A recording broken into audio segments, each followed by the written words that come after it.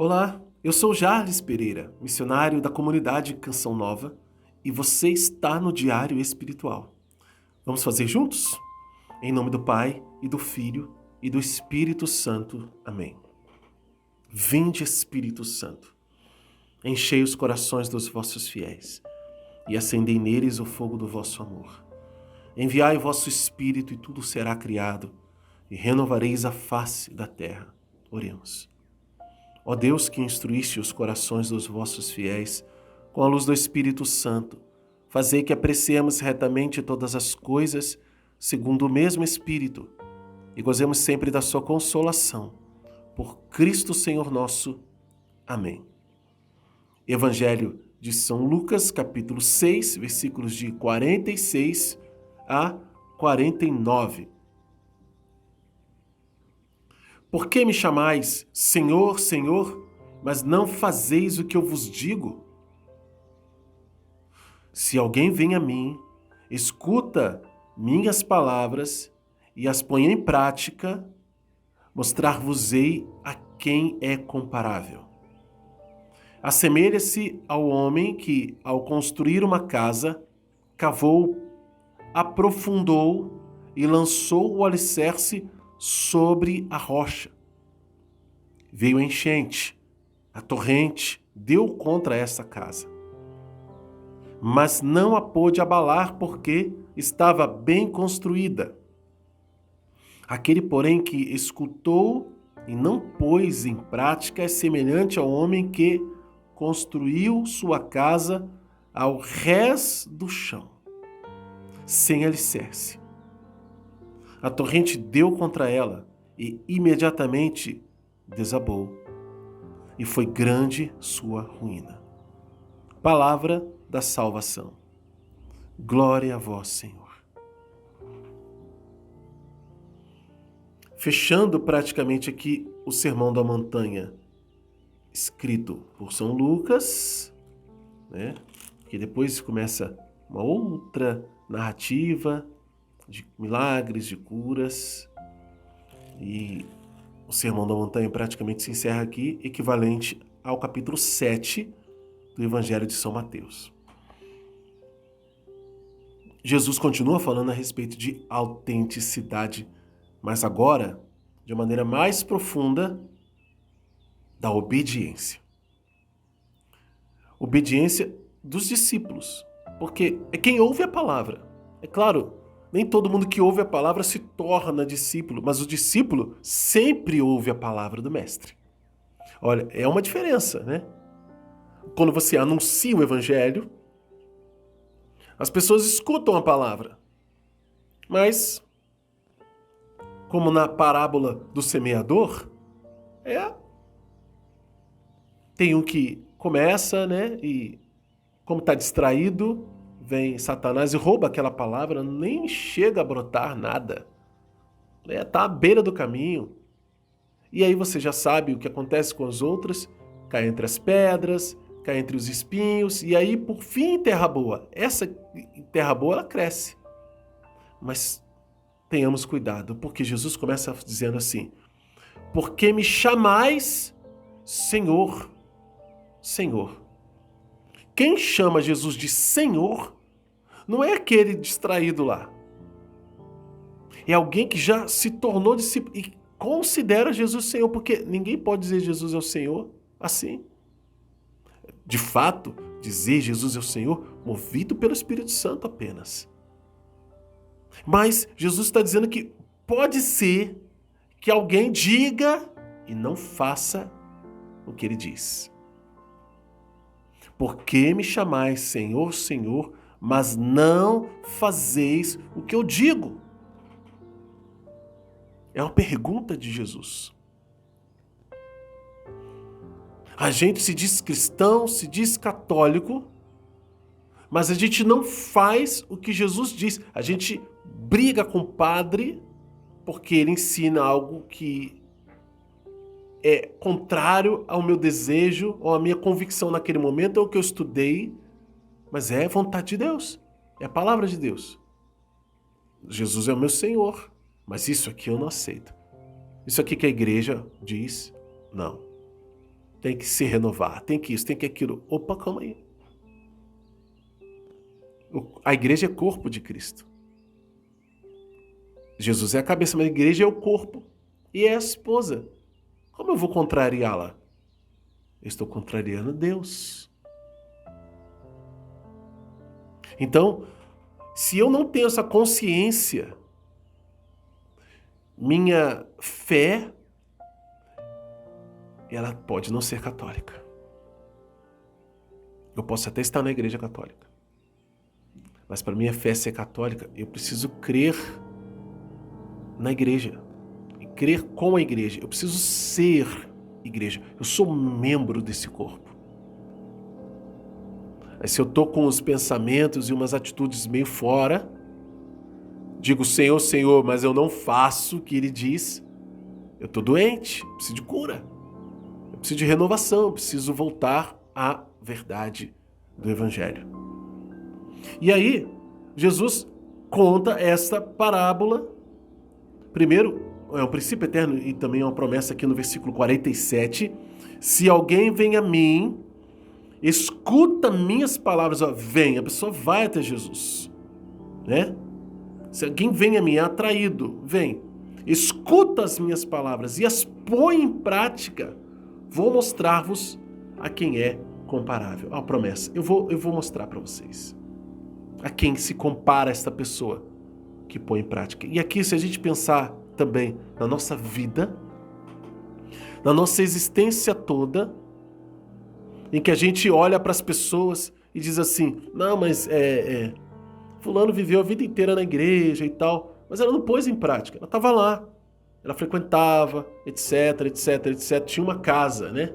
Tinha um lar, tinha a igreja, construiu a casa dentro da igreja, né? Vamos dizer que esse seja o lugar onde você, a manifestação dessa construção de casa seja a sua vida religiosa, sua vida do lado de Deus, dizendo Senhor, Senhor.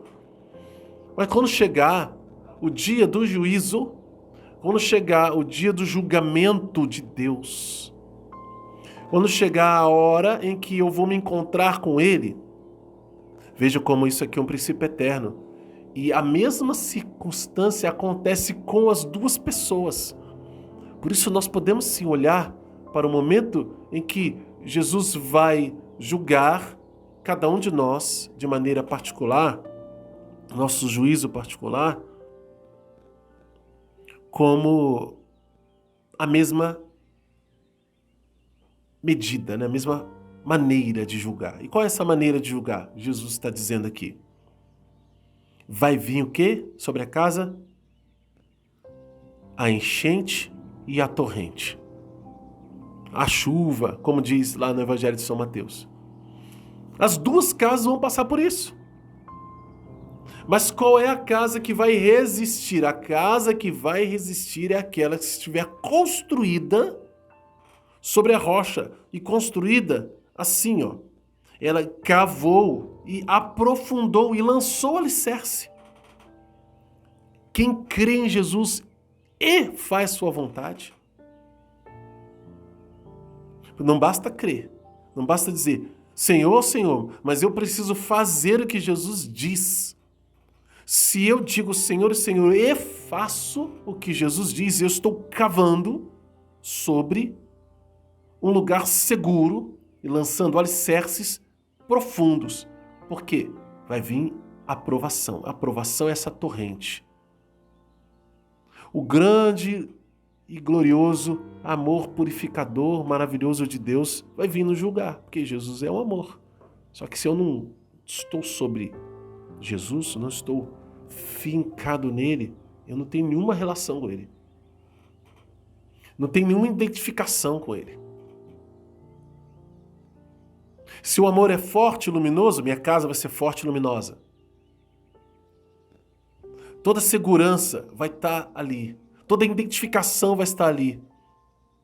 Quando o anjo mandou Moisés, Deus falou para Moisés, Moisés, passa lá o sangue do cordeiro nas portas, né? Porque o anjo da morte vai passar e a porta que não tiver, o primogênito vai morrer. Aí Israel inteiro fez isso. E quando o anjo da morte passou pelo Egito, só os primogênitos do Egito morreram. Inclusive o filho do faraó, até os animais. Por quê? Porque aquilo identificava quem era de Deus.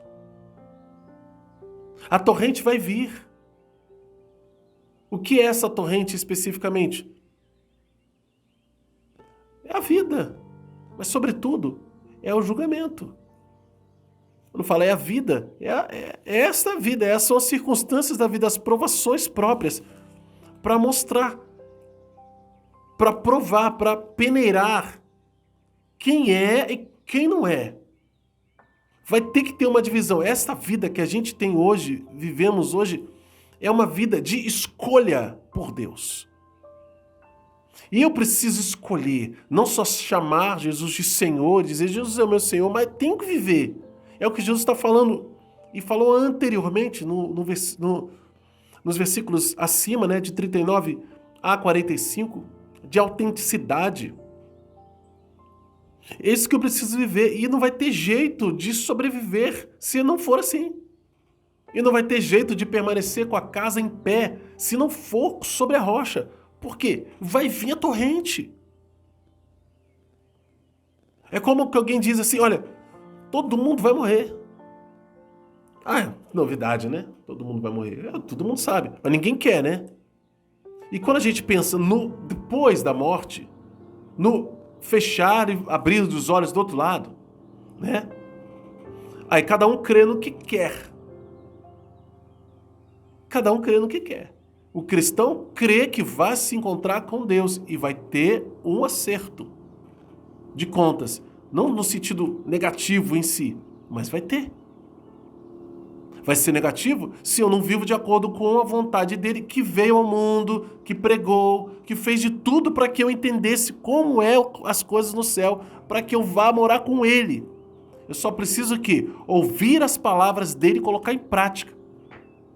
Mas se eu escolho outra coisa, se eu acho que isso não é bem verdade assim, se eu não me aprofundo nisso, se eu fico distraído com as coisas do mundo e tal, vai chegar a hora da morte, vai chegar. E a minha casa tem alicerce ou não tem? Quem quer pagar para ver, porque tem gente que faz assim, né? Isso aí na hora.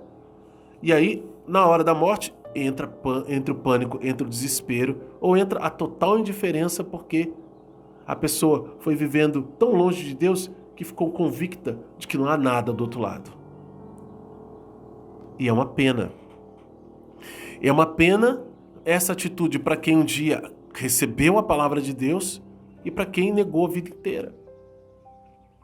Porque nós que cremos, e eu espero que você se coloque nessa condição, sabemos que há provas mais que suficientes desta verdade, apesar de os nossos sentidos não estarem vivendo isso o tempo todo.